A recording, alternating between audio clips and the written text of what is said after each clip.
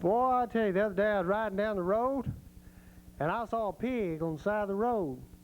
So I stopped, put the pig in the back seat, started driving. A state trooper stopped me. Said, boy, what you doing with that pig in the back seat? I said, well, I don't know. I just found him on the side of the road. He said, well, why don't you take him down to the Nashville Zoo? They'll take care of him. I said, all right. So I went down there. Next day I was driving down the road, had the pig in the front seat. The state trooper stopped me and said, boy, I thought I told you to take that pig to the Nashville Zoo. I said I did, but we had such a good time, we're going to Opryland today. All right, what song you got for us, Eddie? There's a little Liberty one time, indeed.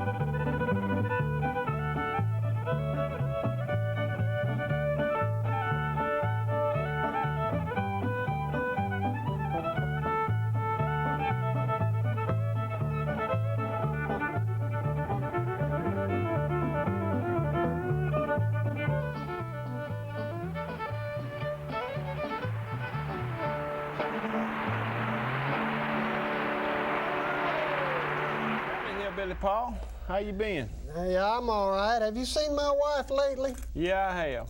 Boy, she's pretty, ain't she? Yes, she is. You know, she owes all her prettiness and loveliness to me. I'm the man responsible for all her prettiness today. Now, Paul, how can that be? Well, it's true.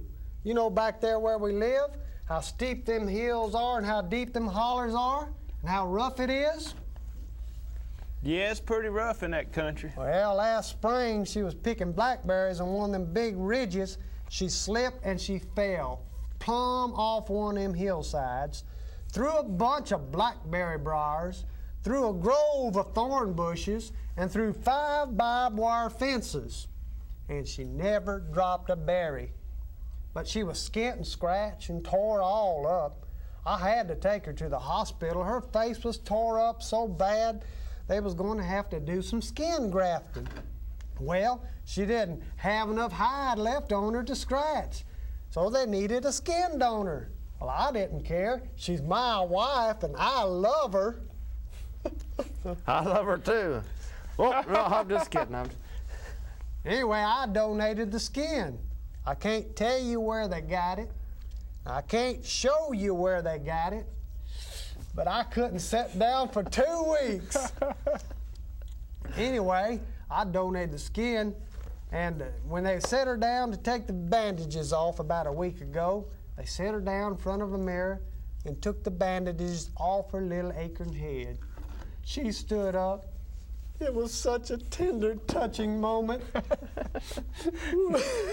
We embraced and we hugged. I'm the only man in history that's ever stood cheek to cheek with himself. Anyway, there wasn't a scar blemish on her lovely face. Well, Paul, that's wonderful. Well, that's what she said. Oh, Paul, my sweet, wonderful husband, I'm pretty again. I'm more lovely now than I ever was. How can I ever repay you? How can I ever repay you? She had tears streaming down her face. She said, how can I thank you enough? I said, honey, when your mother comes over to visit us and kisses you on the cheek, that's thanks enough for me.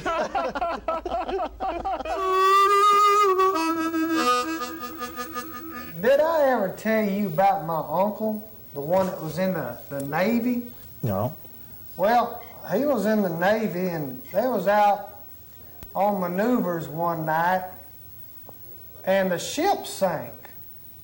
And all them Navy people was swimming around with their life jackets on, and see, my uncle's bald-headed. And this, one of the generals had a little lifeboat, and he was going around picking them out of the water. He'd grab one by the hair of the head, pick them up, drop them in the boat. He'd go to another and grab them by the hair of the head, pick them up, and drop them in the boat. He came to my uncle and seen that bald head, and he grabbed that paddle, smacked him on top of the head, and said, now go back down and come up right. Thought I'd do my little chitlin song. No, wait a minute. Paul, you don't come out here on my stage and just take over like that. You just can't do it. You ain't nothing. You're never going to be nothing. You ain't nothing. So you don't tell me you're going to come out here and tell me what you're going to do. And you're the boss. I'm the boss. And I'm nothing. And you're nothing. Big deal. You're boss of nothing. Paul, you're going to do another one of them silly songs. Yeah, I thought I would. You know, you're just about 2 steps ahead of an idiot. Why don't you walk a little faster?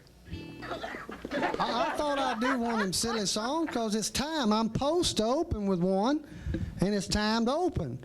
The way you're going to make me do it at the end of the show. You don't do the opening song in the bottom part of the show when it's commencing to begin to end up at the end. Whatever that means. Anyway, this is for anybody that's ever lived on a chicken farm. By the way, did I tell y'all, you know, musicians always on the road, traveling all the time, always gone. While I was gone, my wife, I come home, she said, honey, come here, I've got me a new hobby. I said, you do? She said, yeah. I said, well, let's go see what you got, and went in the back, and she had some chickens. She was raising chickens. She had a chicken coop with wire all around it. She had 4 hens and 2 roosters. I said, honey, you don't need 2 roosters. She said, oh, yes, you do, if one's always on the road. So anyway, we're going to do the chicken song.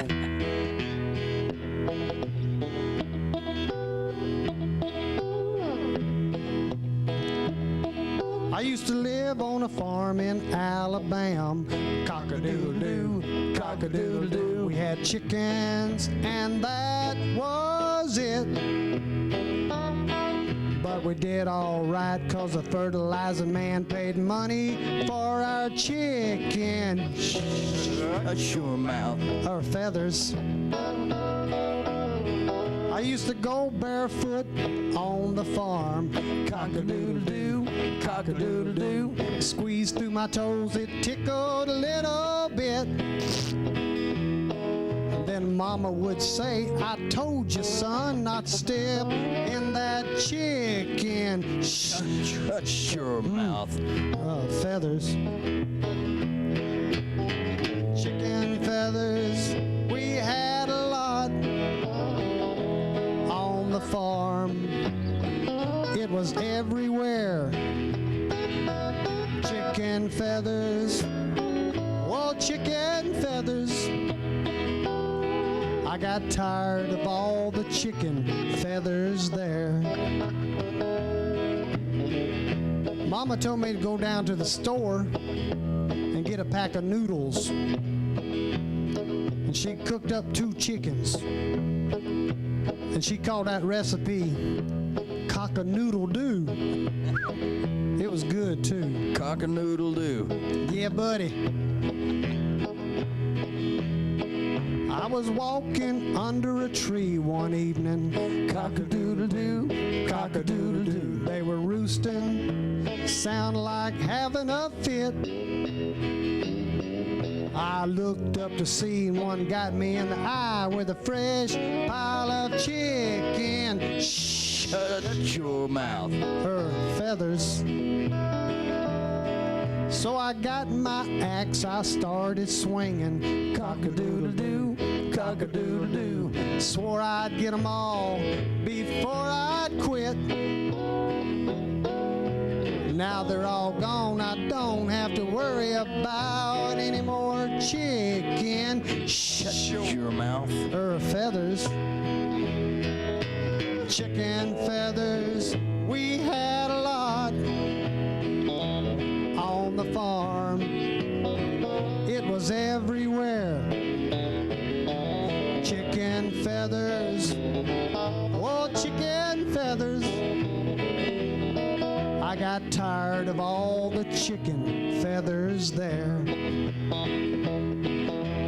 Cock-a-doodle-doo, cock-a-doodle-doo, cock-a-doodle-doo.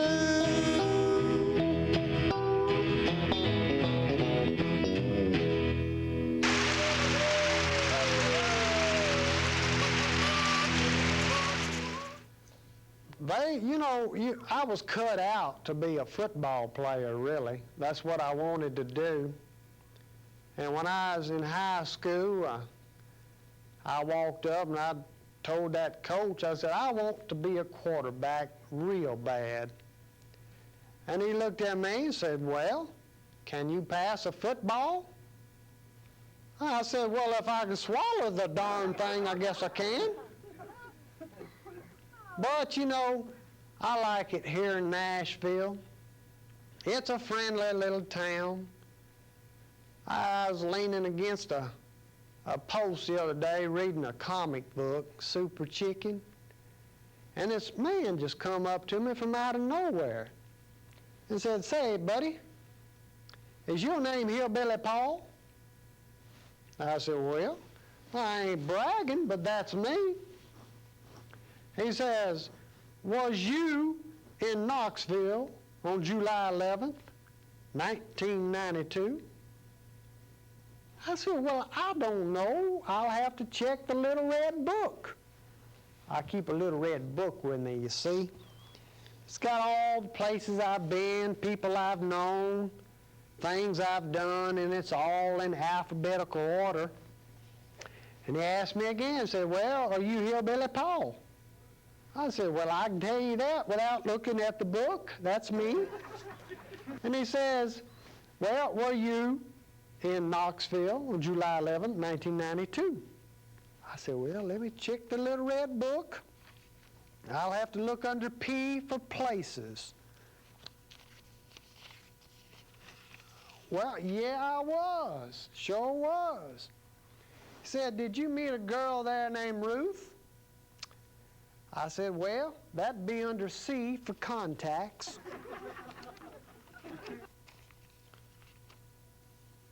Oh, Ruth, yeah, I did. He said, did you take Ruth out to dinner? I said, well, that'd be under E for expenses. Well, yeah, I did. He said, after dinner, did you take Ruth home? I said, well, now that's going to be under AE for added expense. Yeah, I did. He said, did you make love with Ruth? I said, that's going to be under FB for fringe benefits. Well, yeah, I did. He said, look here, Hillbilly Paul, I'm Ruth's husband, and I don't like it. I said, well, that'd be under oath for opinions. Why, heck no, I didn't like it either.